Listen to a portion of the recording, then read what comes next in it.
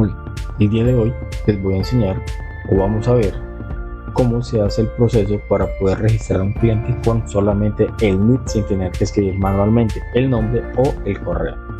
Lo primero que vamos a hacer es buscar, por ejemplo, una empresa que es pública, Coca-Cola. Ok, no está el NIT de ellos, que es 830 047, no está 819. Muy importante es colocarla sin el código de verificación.